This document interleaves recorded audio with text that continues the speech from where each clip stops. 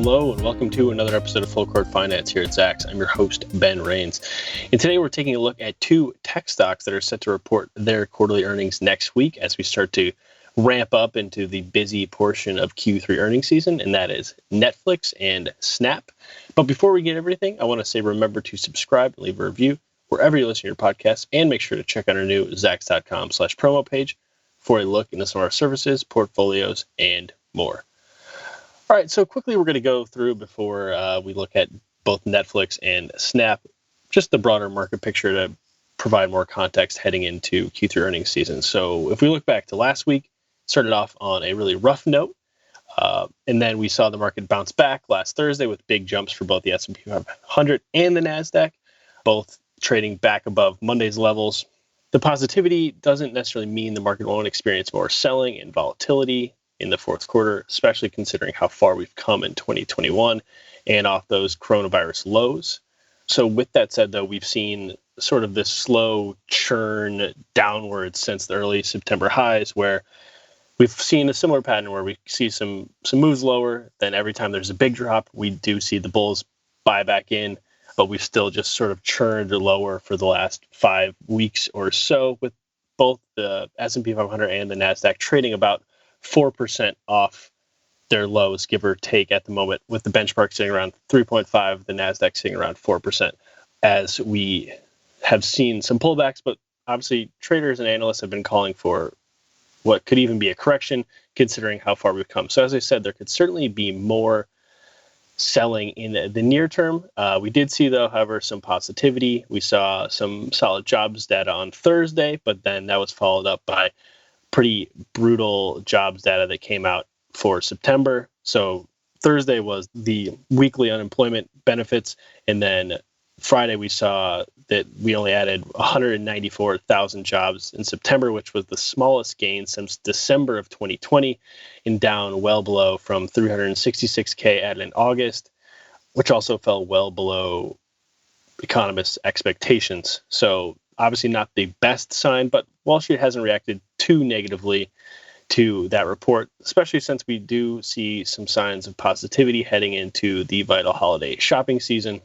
So we'll see how much this inability for these companies who need workers to find workers heading into the holidays will actually impact the economy and spending. So as I said, it's kind of up in the air at the moment, but the long-term bullish case certainly remains, considering the interest rate environment that will remain in favor of stocks even when the Fed starts to raise their rates. And also, despite some slowing Q3 revisions activity, the overall earnings picture remains really strong. So we're calling for Q3 earnings for the S&P 500 to jump 26% on 14% higher revenue, and then continue to grow both in the fourth quarter and then even into Q1 and Q2 on top of those blowout earnings we saw earlier this year. And then the margins picture also paints a positive picture, with the 2021 S&P 500 margins for the annual rate to be at 12.7%, which would be an all-time high, and then climb to another all-time high in 2022, and then all the way up to 13.7 in 2023. So that could tell you a picture where the pricing, the transitory inflation really might actually be transitory, despite all of the rising price concerns in the near term. That the margin picture for the S&P 500 is telling us quite a different story. And then the overall annual growth for 2022 is expected to continue, and 2023 as well, with about 10% earnings growth in 2022 and 2023, and then about 7% revenue growth next year and another 5% in 2023. So 3 straight years of big growth off those COVID lows, despite all of these other concerns. Certainly sets up some long-term bullishness, despite, as I said, these ongoing concerns heading into, or as we're in the fourth quarter, heading into that vital holiday shopping season. So with that in mind, we're going to start off by looking at Netflix, which trades on the ticker NFLX. The company is set to report its third quarter earnings on Tuesday, October 19th, so next Tuesday. So let's see why the streaming TV giant might be worth buying. So if we look back to earlier in the year, Wall Street was really disappointed by its Q1 subscriber projections, and it offered up some disappointing guidance at the time. The company then added about 1.5 million members in the second quarter, as the streaming giant continues to see slower growth in new subscribers following that huge COVID boost last year in 2020. The company said at the time that the pandemic created what it called lumpiness in its membership growth, referring to that higher growth that it saw last year. So the company set it at about 209.2 million subscribers worldwide as of last quarter. And as we might as well point these out. So this came after a blockbuster year in 2020 where it added 37 million users to blow away its 23 million average during the past 5 years. So 2020 was going to be really hard to follow up. So even the fact that it's still growing its user base is a good sign after that massive year last year. Some on Wall Street are also worried about the rise of Disney and Amazon and Apple. They're spending billions and hundreds of millions of dollars on new content, and they have proven to be relatively strong streaming players in the early age. Luckily, though, streaming wars are far from a winner-take-all, and many consumers are paying for multiple services given their vastly different content libraries, and more people are cutting the cord every day. So a recent report from the National Research Group said that 1 in 4 U.S. adults canceled their traditional pay TV services in the past year, with the figures nearly the same across various generations. So from Gen Z all the way to those baby boomers, which is a good sign. So with this in mind, Netflix, as we said, boasts around 109 million subscribers globally, up roughly 20 million from this time last year. Disney has accumulated about 115 million to its Disney Plus service. And if we look at what they did, they blew past their own initial expectations. They were for around 60 to 90 million by 2024. And they're now expecting to hit upwards of 260 million in that same range. The streaming giant also told investors last quarter that while Netflix is experiencing competition and growth from its rivals, that they aren't seeing any need to make an acquisition anytime soon. So the company said, quote, "We don't view any assets as, quote, must have, and we haven't yet found any large scale ones to be sufficiently compelling to act upon." So they're going to remain steadfast at the moment, and they're pretty confident that their growing content library is going to be able to stack up well against all of these other big competitors. So the Netflix continues to roll out a diverse array of shows, movies, reality TV, and much more in the U.S. and around the globe.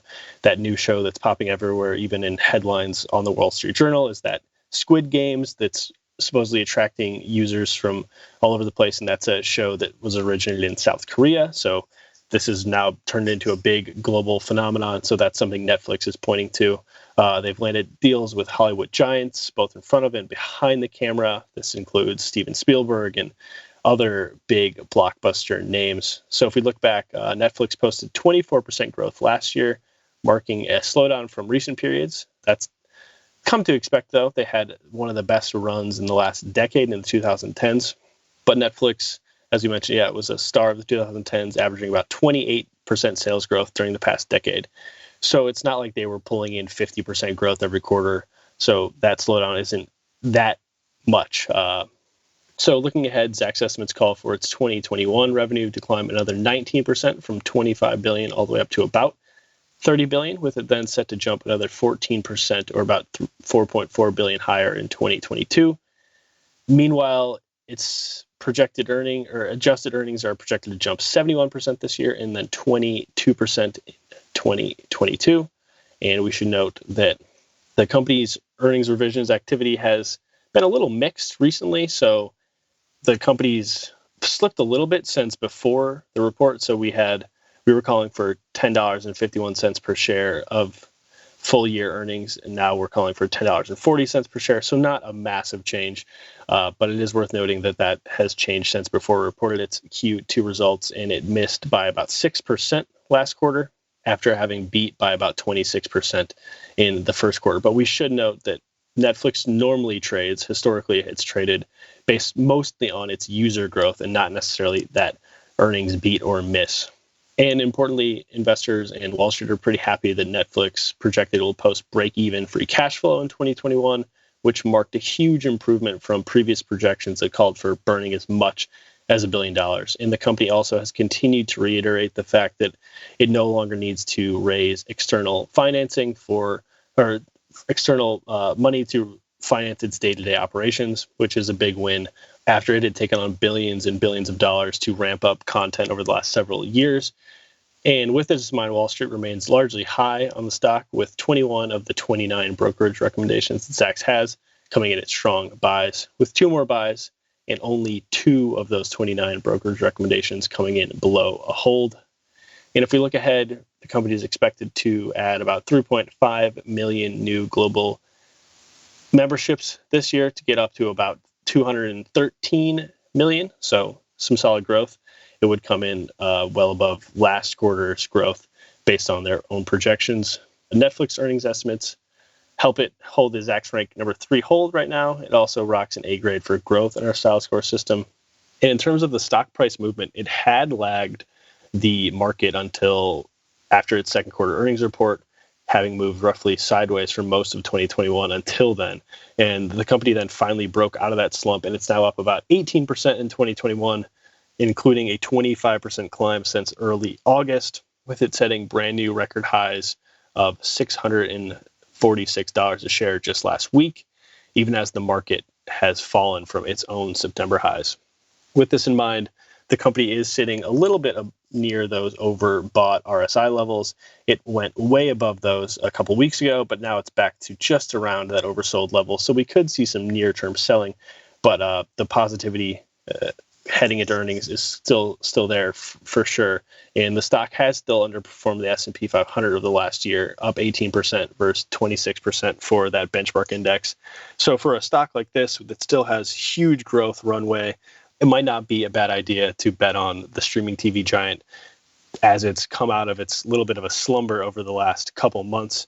And with that said, it's also seen its valuation come down to more attractive levels for anyone who's considering Netflix heading into that Q3 report next week. Certainly, if you're a longer-term investor, now might be a solid time to consider it, even though it's maybe going to experience a little bit of a pullback. But if you're thinking about holding Netflix for the next year or longer, might be worth considering heading into that report.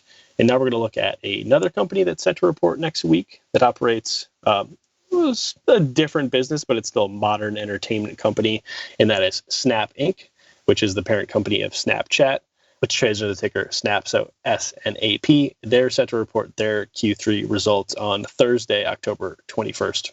So we're going to dive into the broader business and what they've done recently. Snap has continually enhanced its social media app that became famous for disappearing photos and videos. Today, it's full of video content and shows from social media stars to actual Hollywood celebrities like Kevin Hart, as well as mega brands like the NFL and Disney and many others. Its Discover page has gained traction and become a booming mobile gaming market as well. It's been in that business for over 2 years now. The company's also constantly releasing new various augmented reality offerings, and it launched its Spotlight feature late last year to challenge TikTok, which is continuing to grow. So Snap's beefed up portfolio of entertainment offerings has attracted advertisers as more and more people are disconnecting from ad-supported legacy media and simply ignore more traditional banner ads. So this is why Netflix has done well. People are leaving, they're cutting the cord, they're spending money on Netflix, they don't see ads, and this is why Snap is able to grab some of those digital advertising dollars. So investors should know that Snap has boasted that in the US it reaches more than 90% of 13 to 24-year-olds and more than 75% of 13 to 34-year-olds, which is a really mind-blowing number. Snap's ability to reach this, what they call unduplicated and hard-to-reach audience, has attracted Wall Street's attention for sure, and it continues to add users and monetize its platform. This also comes in the face as Facebook and others face more and more government scrutiny, which could help boost Snap as well. So the company posted strong second quarter results, revenue more than doubled, and user growth jumped for the most in 4 years as people continued to flock to the social media app despite returning to their normal lives. But their normal lives, no matter what the COVID restrictions are still going to feature people on social media. So the company reached a 293 million daily active users, exceeding the roughly 290 million Wall Street was calling for. Snap had 238 million daily active users in the year ago period. So that's up 23% and revenue increased 116% all the way up to $982 million. So really big quarter last quarter. And if we look ahead, we're now calling for 60% growth in the third quarter, 68% growth for the full year. So jumping from 2.5 billion last year all the way up to 4.2 billion, and then another 50% growth we're calling for in 2022 all the way up to 6.3 billion. Investors should also be pleased to know the company is expected to swing from an adjusted loss of 6 cents per share last year all the way up to 34 cents per share in positive earnings, and then climb all the way up to 80 cents per share in 2022. And we should note that the 68% growth this year we're calling for would be its best growth as a public company. And we should also note that 2022 would also be its best growth as a public company at around 50%. And these would follow 3 straight years of between 43 to 46% revenue growth, which is really impressive. So 5 straight years of between 43 all the way up to 68% revenue growth is certainly worth considering. We should also note that the company's earnings revisions activity for Q3 and Q4 has remained pretty stagnant. But its overall 2021 and 2022 figures are way above where they were before its Q2 report. So that's a good sign. We should also note the company has continued to crush our estimates, including posting adjusted positive earnings of 10 cents per share last quarter when we called for a loss of 2 cents per share. So that was a big quarter. And they also posted big growth or big beats in the trailing 3 quarters before the second quarter. That said, Snap does land a Zacks number 3 hold at the moment, along with B grades for both growth and momentum in our style score system. And just like with Netflix, Snap has a relatively high approval rating from Wall Street at the moment. So 17 of the 23 brokerage recommendations that Zacks has are strong buys, with none sitting below a hold. And we should note that the stock has soared 175% in the past year, and it's had some really big moves following earnings. So when it reported its Q3 2020 results, so last October, it soared. It was trading at around $20-something a share, around $25 a share, and it soared all the way up to around $50 shortly after that. And then it moved then sideways for a couple months to start 2021. And then it had a big post-release jump after its Q2 report. And it's also then sort of moved sideways since then. So with that in mind, the stock is trading at around $75 a share, or about 10% below its later September highs, which could give it some room to run if it's once again able to post blowout results. As we said, in 2 out of the last 4 quarters, after its results, it's skyrocketed. And as I said, that recent sort of sideways movement, trading about 10% below its record highs, could give it some room to run.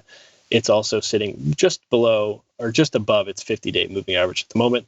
And in terms of those RSI levels, it's sitting at around neutral at 50. So it's certainly not overbought and it's not oversold at the moment. So either way, it could provide some room for Snap to run. And it's trading at about 20 times forward sales at the moment, which is around its year-long median. So that's a good sign, as it just sits about 10% below its actual price. And of course, as we touched on, investors with longer-term outlooks might want to consider buying Snap now, given its ability to constantly evolve in the modern media world, and it plays into the overall smartphone addiction while attracting vital demographics, and more digital advertisers are willing to spend on Snap, and more advertisers in general are moving towards digital, with that set to take about 70% of the overall advertising dollars in the US, up from well below 50% just a couple years ago. But like with Netflix, some investors might want to hold off until after their report. But unlike Netflix, it's not trading right at new highs, so it could easily be able to go to new highs if it's able to beat Wall Street expectations. But either way, longer-term investors don't need to necessarily worry as much about timing Snap stock heading in to its results next week. So that does it for another episode of Full Court Finance. Until next time, I'm your host, Ben Rains. And remember, if you have any questions, please feel free to shoot us an email over at podcast@zacks.com. This material is being provided for informational purposes only, and nothing herein constitutes investment, legal, accounting, or tax advice, or a recommendation to buy, sell, or hold a security. Do not act or rely upon the information and advice given in this podcast without seeking the services of competent and professional legal, tax, or accounting counsel. Publication and distribution of this podcast is not intended to create, and the information contained herein does not constitute an attorney-client relationship. No recommendation or advice is being given as to whether any investment or strategy is suitable for a particular investor. It should not be assumed that any investments in securities, companies, sectors, or markets identified and described were or will be profitable. All information is current as of the date herein and is subject to change without notice. Any views or opinions expressed may not reflect those of Zacks Investment Research as a whole.